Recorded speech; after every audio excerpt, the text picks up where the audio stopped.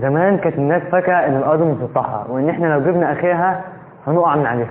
طبعا دلوقتي كلنا عارفين ان الارض مش مسطحه، بس حتى لو الارض كانت مسطحه وانت جيت على الطرف وجيت تقع، الناحيه الثانيه هتشدك ومش هتقع برضه. دلوقتي افرض جدلا يعني جبنا حرف الكون، الحرف او الحافه بتاعت الكون المائي او بتاعت الكون بتاعنا عامه يعني، وجينا نعديها، ايه اللي هيحصل؟ قبل ما نتكلم عن حافه الكون او اخر الكون لازم نتكلم عن شكل الكون في الاول.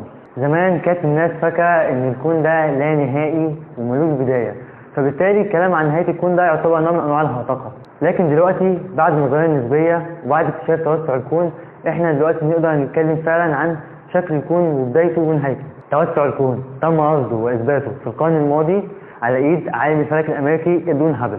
ادوين هابل لما بص على المجرات لقى انها كلها بتبعد عننا، وفي حاجه غريبه جدا سبحان الله، لان كل ما المجره تبقى ابعد كل ما سرعتها في البعد عنا وعن المجرات الثانيه بتبقى اسرع.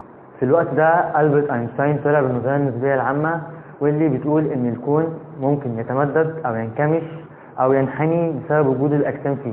يعني من الاخر كده الفضاء اشبه بنسيج مطاطي شبه نسيج النطاطه اللي في الملاهي مثلا، ولو احنا حطينا فيها كتله او وزن كبير هتنزل لتحت، وهو ده سبب الجاذبيه في الحقيقه، ان الاجسام الكبيره بتخلي نسيج الفضاء او نسيج الزمكان او نسيج الكون ينزل لتحت او مش ينزل لتحت بقى، لو احنا تخيلناها في اكثر من بعد، ان النطاطه في بعدين بس، فاحنا بنيجي نتخيلها بقى في الاربع ابعاد اللي هم الثلاث ابعاد المكانيه والبعد الزماني، فهو الاجسام الكبيره بتحمي الزمكان او بتحمي الفضاء حواليها.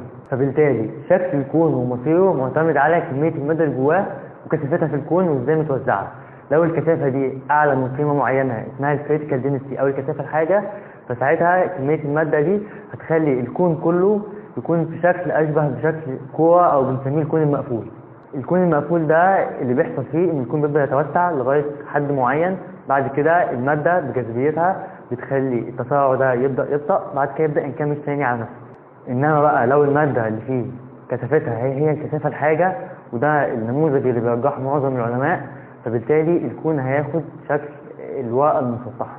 وفي النموذج ده الكون بيفضل يتوسع يتوسع يتوسع لغايه ما يجي نقطه معينه يبدا يتباطأ، بس عمره ما هيقف عن التوسع، لانه يبدا يتباطأ بنسب قليله جدا، وعمر ما التوسع بتاعه سرعته هتقل لغايه الصفر، هتفضل تقل بس مش توصل للصفر ابدا، لان الكتله فيه ساعتها هتبقى هي الكتله الحاجه بالظبط.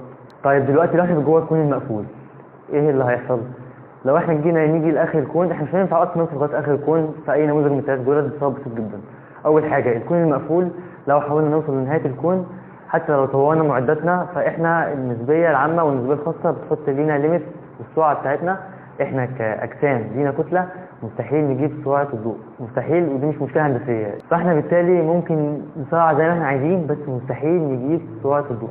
فلو الكون بتاعنا هو الكون المقفول، احنا عقبال ما نيجي نوصل لغايه حافه الكون هيكون الكون انكمش على نفسه اصلا وانتهى. لكن لو احنا جوه الكون المفتوح اللي هو شبه سيرج الحصان، فهو هيبدا يتوسع بسرعات تفوق سرعه الضوء، وده ما بيخليش النسبيه بسبب حاجه، ان النسبيه بتقول ان مفيش جسم يقدر يتحرك بسرعه الضوء لو عنده كتله، او لو هو ما عندوش كتله هيتحرك بسرعه الضوء مش اسرع من كده. لكن ما قالتش ان الفضاء نفسه التوسع بتاعه ده ليه حد، بالعكس التوسع الكوني ممكن يعدي سرعه الضوء، وهو فعلا دلوقتي يعدي سرعه الضوء. فبالتالي في نموذج الكون المفتوح التوسع الكوني هيزيد وهيعدي سرعه الضوء، ومع الوقت هيزيد اكتر، فاحنا برضه مستحيل نجيب الحافه.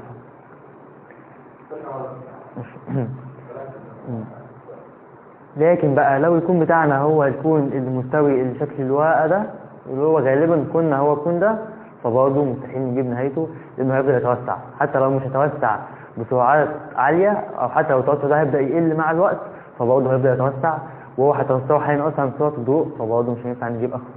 يعني في الثلاث حالات مستحيل ان احنا نجيب حافه الكون. طب فرضا ان احنا يا عم وصلنا لحافه الكون، ايه اللي هيحصل بقى؟ افرض الكون كان مقفول، هل هنخبط في حيطه ولا هنقع نخرج الى العدم؟ اول حاجه العدم ده اللي هو لا شيء، فبالتالي اي حاجه جوه الكون بتاعنا دي هي مش موجوده، ولو انت خدت بيها فهي بقت موجوده، فبالتالي يعني ما تفكرش كتير في الموضوع، بس انت مستحيل تاخد جوه الكون بتاعنا، تمام؟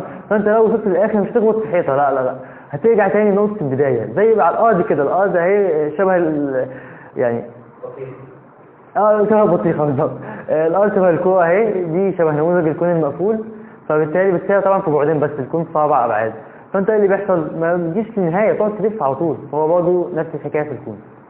وطبعا لو يكون مفتوح او يكون على شكل سيج اسطوانه او على شكل الورقه المسطحه، فبرضه انت كده كده اصلا يكون بيتوسع، فبالتالي ويزود التوسع بتاعه، فبالتالي انت برضه مش هتجيب نهايته، فبالتالي مش هتخبط في حاجه.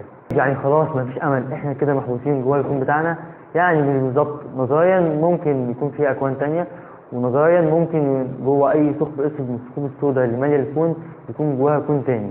والفرضيه دي نوعا ما ليها اساس علمي، مش هقدر اقول انها صح ولا غلط، مفيش تجربه طبعا عليها، بس الفكره ان الظروف اللي كانت موجوده في بدايه الكون ساعه الانفجار العظيم او البيج بانج نفس الظروف الموجوده جوه الثقوب السوداء دلوقتي.